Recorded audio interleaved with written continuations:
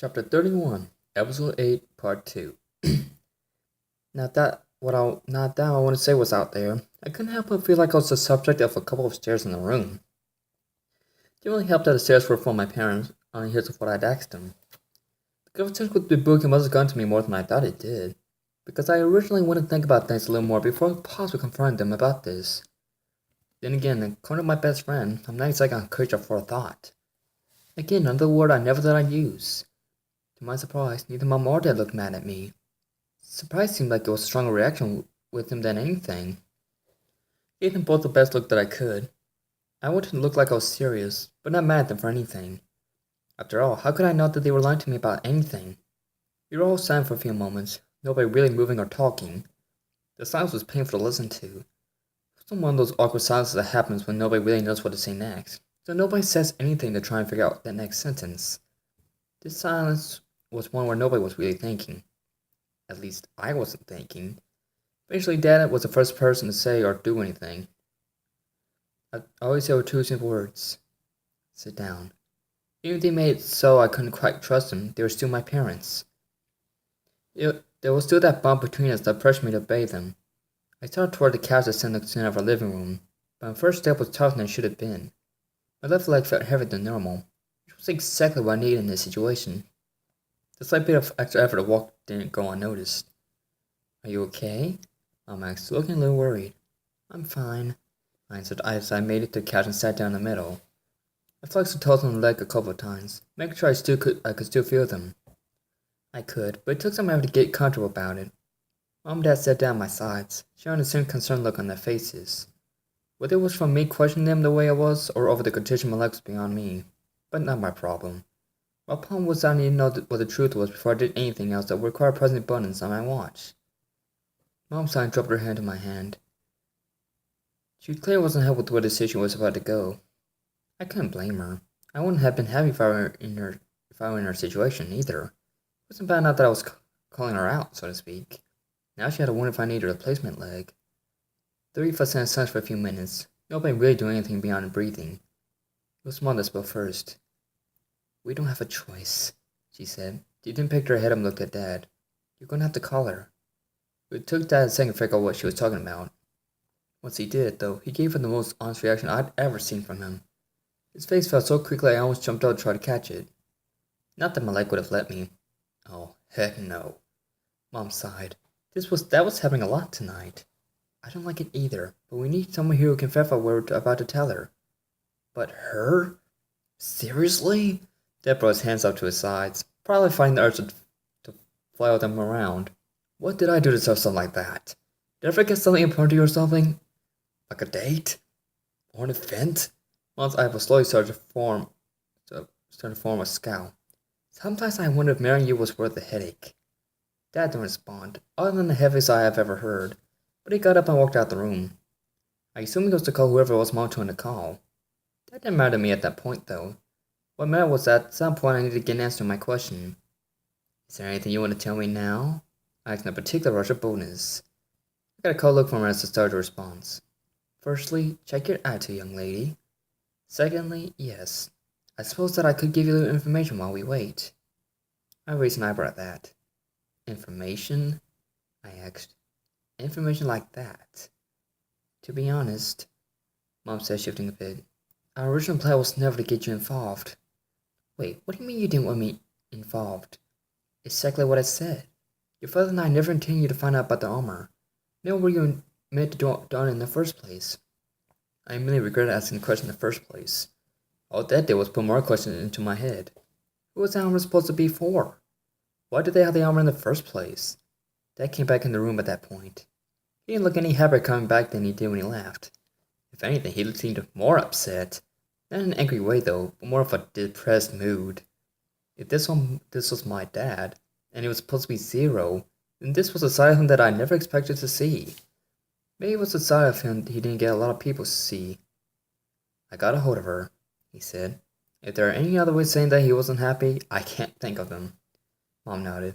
Then we should wait until she gets here. She can fill in whatever blanks you and I leave. There's a lot of signs just to answer a question, I said.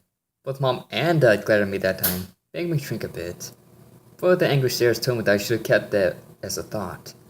I would have, had that been a thought and not just a running of the mouth. Before long, a knock came from the front door. If I could have, I would have gone up to answer it. But at that point, though, I had lost feeling in my foot, meaning that the rest of the leg wasn't too far behind. It turned out to be fine, though, since Dad was the one to get up. Once he'd opened the door, I knew just how much he didn't want to make the call Mom told him to make. On the other side of the door stood one of my teachers from school, wearing what would be her trademark flag expression. Miss Levy Fair. At that point, overall mood sank to a new low.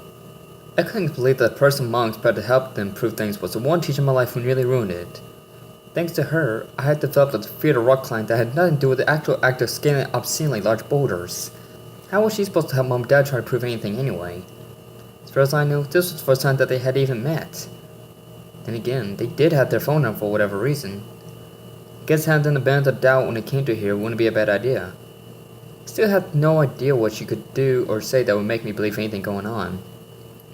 Out of curiosity, I decided to take a look to see what kinds of reactions were happening around me. I could see that Mom wasn't happy either.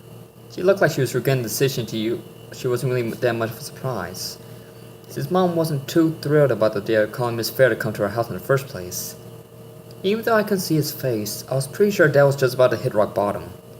As much as Mom didn't want to do this, Dad was the one who was terrified over the idea. I had no idea, for the umpteenth time that night, about what Miss Fair's connection to my family was, but it looked like Dad regretted it. The only other person left was the only person that didn't really have a reason to be down about anything. In fact, something happened that never even crossed my mind as a possibility. Miss Fair's lips, which I figured were pretty much permanently set to flat based on all the interaction I've had with her, twisted themselves in the biggest smirk I'd ever seen from her. She almost looked like a cat in a comic. I half expected there to be a glint in her eye. The only reason I didn't was because it was too far from where I was sitting on the sofa at the front, where she stood for me to see anything like that. What happened next made my eyes explode in size, and I'm sure would have had Mom doing a spit take if she were drinking anything. As it was, she upped to nearly jump out of her skin instead. Miss Fair, with no warning, suddenly jumped forward and rubbed around tightly around Dad. I was just surprised that she didn't wrap her legs around him. Dad, to his credit, stood there like he had no idea what to do, which he probably didn't. Again, not a big surprise. At least, not big compared to what had already happened. Honey, she said in the giddiest tone I'd ever heard anyone, let alone her, use. You have no idea how much I've missed you. I was inspired you call me. Did you finally get tired of that little run over there and decide to upgrade? Wait, what? Hey, get off of you, nutball! Mom shouted. She jumped off the sofa and ran over to the two in the doorway. She then tried to pry Miss Fire off of Dad, which worked about as well as trying to separate welded steel with your bare hands. You could do something to help. Like what? Dad cried, trying to snag his hands between themselves and Miss Fair. I need a sword to get away from me. Why would you want to separate us? Miss Fair shouted at Mom. Can't you leave us alone, you little troll? You're not here to be a homewrecker. You're here to talk. The whole thing looked like something out of a comedy show. I had to fight back a laugh. Not because it wasn't funny, because it was. Instead, I fought it back to try to help my parents hopefully maintain some semblance of dignity. It was only a couple of minutes later that everybody had calmed down for the most part and started taking seats in the living room. I am already regretting this decision, Mom said, holding her face in her hand. Dad said as though he was relaxed, but I could tell that he wasn't taking his eyes off of Miss Fair. He was probably expecting another surprise attack. Again, Miss Fair smirked, this one somewhat less playful than before. You two can relax. I was only playing around. I didn't mean anything I said. With that, she lifted her left hand, displaying a simple ring on her third finger. Dad breathed a sigh of relief. He took that as a sign that she wasn't going to give him, or by extension his family, any more grief. Mom, on the other hand, gave her one of her patent glares. Miss Fair, to her credit, completely ignored the look she was getting. So then, what could be so important that I had to be called here on an emergency basis? Mom's expression softened. Well, our daughter here. Great. Don't identify me by name. Does wonders for my self-confidence. Found out about us.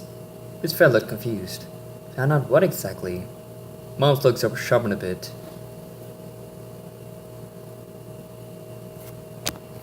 Us, she answered, pointing a finger between Dad and herself. Miss Fair took a moment trying to decode the message in her head before her face exploded in realization. You told her? This time, Dad answered her. No, she found out on her own. Ah, but that doesn't really answer my question. What do you two need me here for? Mom brought out one of her temples. Well, we were hoping that you'd be able to vouch for us. Miss Fair nodded.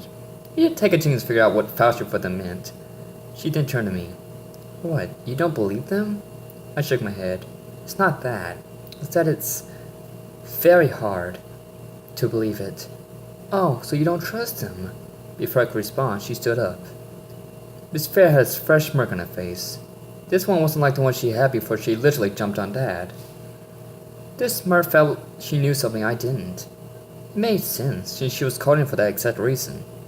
Miss Fair raised that same left hand that brought Dad relief.